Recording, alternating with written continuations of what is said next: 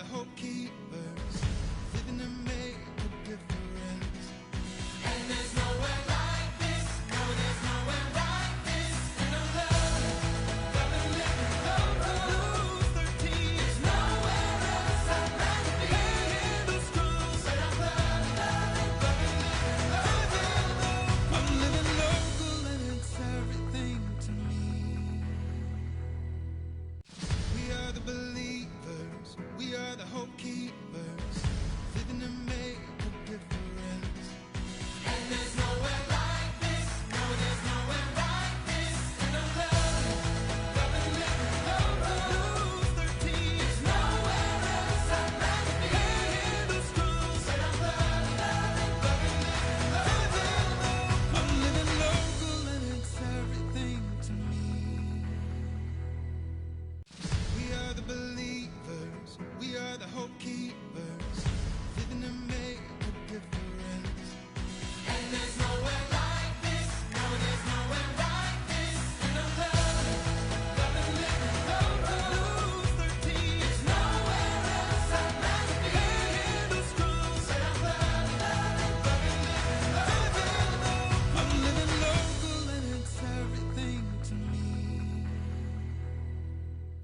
We are the believers, we are the hope keepers.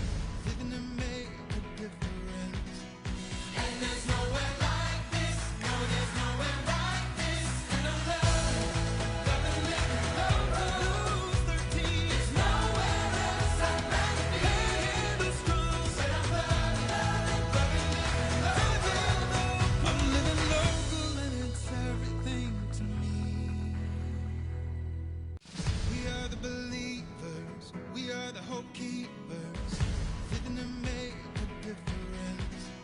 And there's nowhere like this, no, there's nowhere like this. And I'm loving living low, lose 13. There's nowhere else I'd rather be.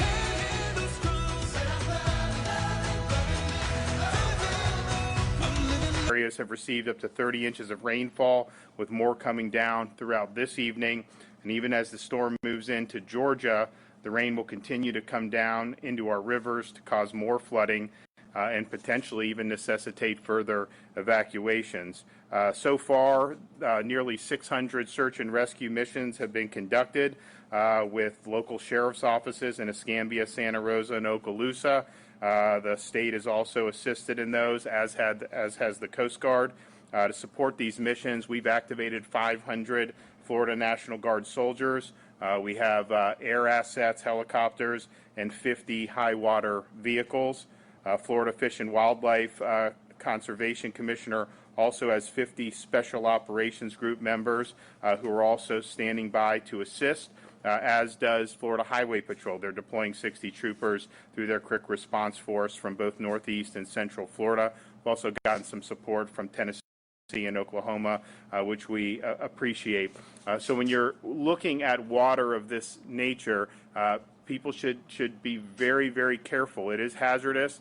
Do not try to go out in there. There could be power lines down in the water. Don't try to drive your car through it. It's something that you could very much regret. So it is potentially in certain areas life-threatening. So protecting life is the #1 priority. I know that there's going to be property damage, and that's something that's going to be difficult for people. We're obviously going to be there to help, but the life comes first, and your safety comes first.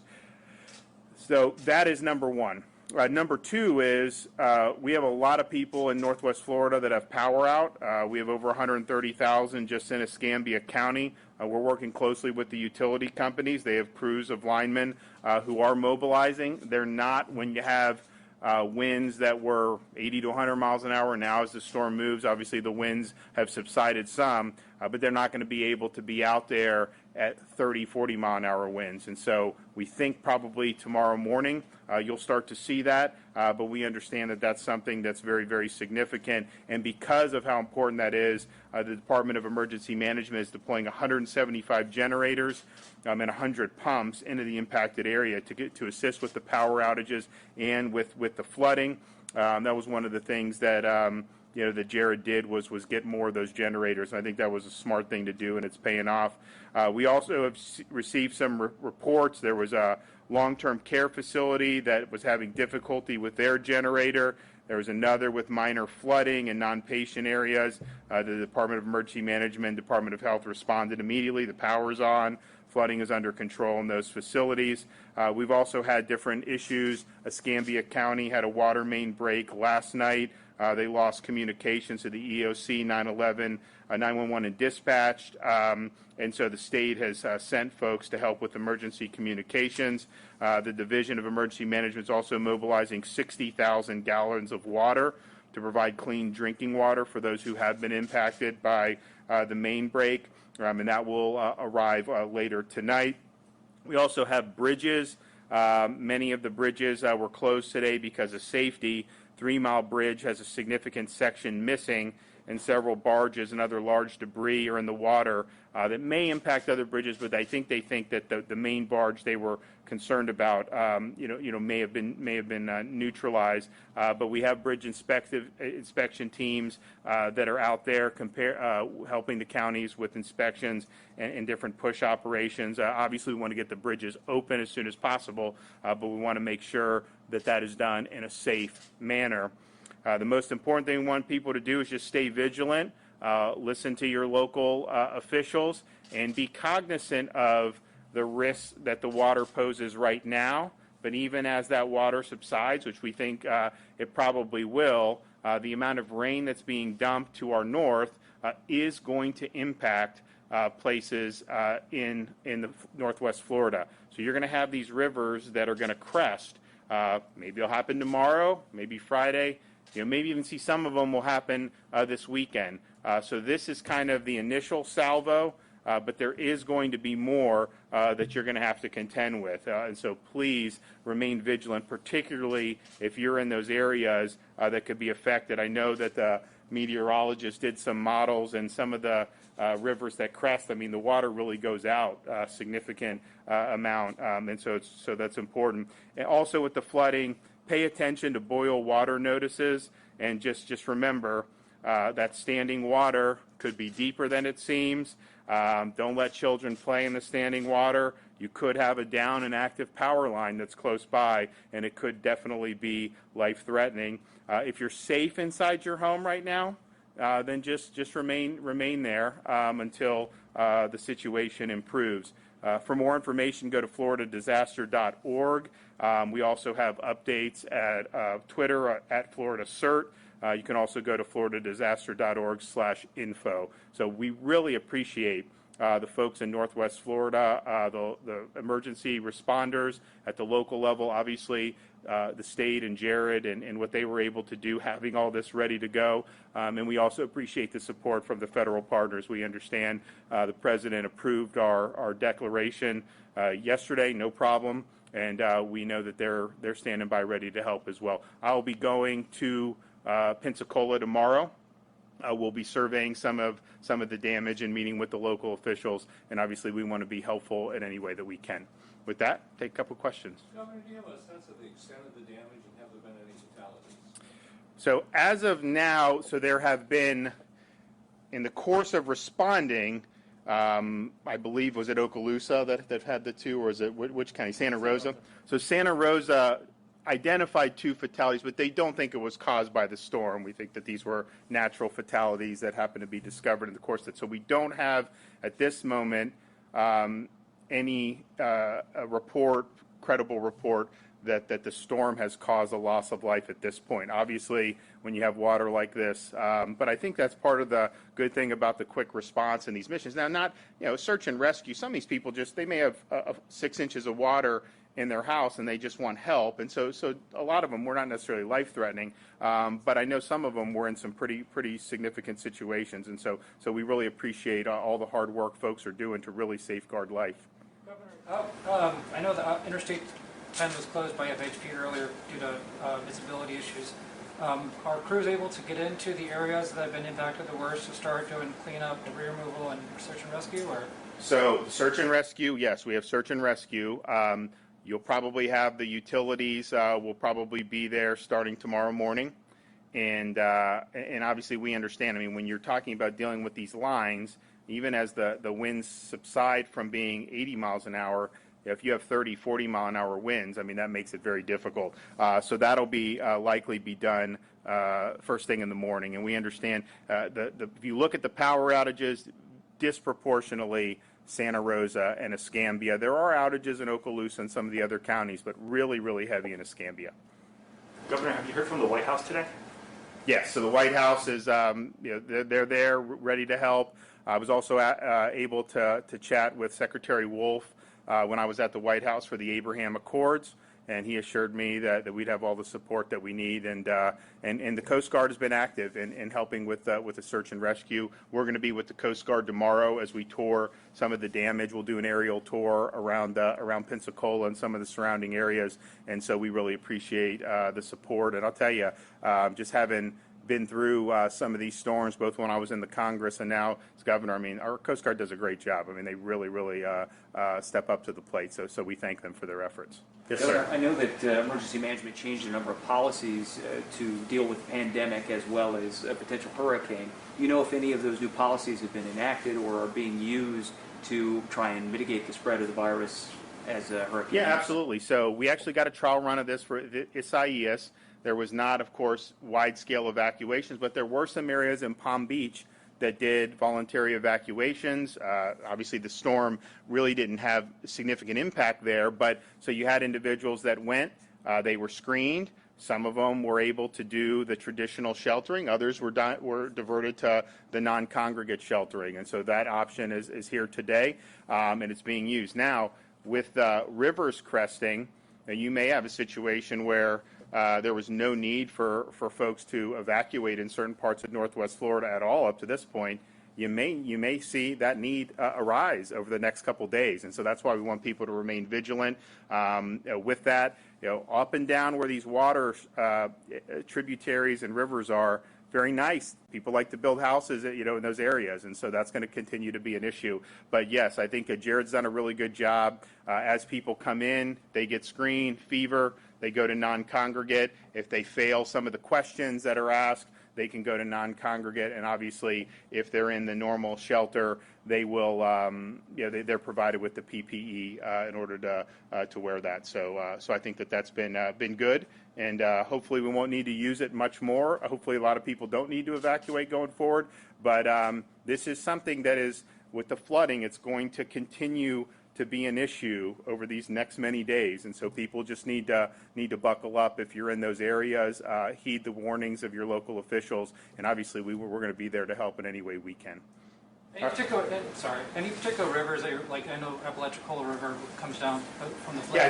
Yeah, I think the pretty much every body of water in Northwest Florida, you said could potentially see. I mean, so like any little. I mean, she has a really interesting. Maybe you can put that out online on the Twitter, just so people can see. And this is just a model. They're not saying this has happened yet, but you see the rising, all of those bodies of water, and then how wide some of the flooding goes.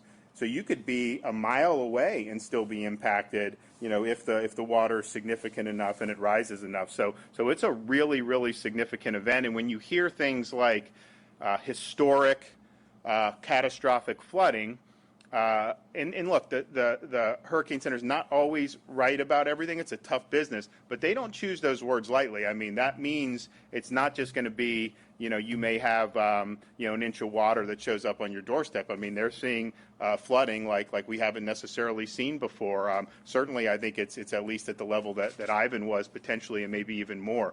The wind can be difficult. I mean, we saw that with Michael when you had Category 5. It's kind of like a buzzsaw. But the wind, you had places in Bay County, Panama City Beach, some of those areas, you wouldn't have even known there was a hurricane that had gone through there because it was pretty compact. It went through very quickly, and it wasn't dropping a lot of water. This event, because it's dropping so much, the storm was going 3 miles an hour, 4 miles an hour. Now I think it's up to 5. Just how broad the water affects. And, they say hide from wind but run from water. The water can be very, very damaging. And so hopefully we continue to be able to protect folks, and we have folks, taking the proper precautions. Obviously, the first responders are out there doing a great job, and we get through that, which is the most important. But there is going to be a lot of property damage. I mean, when you see downtown Pensacola and you see 3 feet of water there, that's going to affect probably every business that's in downtown Pensacola. There's just no two ways about it. All right, well, we will be out there tomorrow, have another report, but I just want to thank everyone for all they've done. We've got a lot of great folks out there, and this was the type of thing where we knew there was going to be a lot of water. We were hoping that the track was more that Louisiana, Mississippi, but, Jared did a great job. We had everything staged because, you don't know, and we thought that we would get impacts no matter what. It wobbled. More impact in Northwest Florida than we had hoped for, but I think all the folks there were ready, and from the local folks all the way up to the federal folks, and we're going to continue to be there and help the folks on the ground. So thanks, everybody.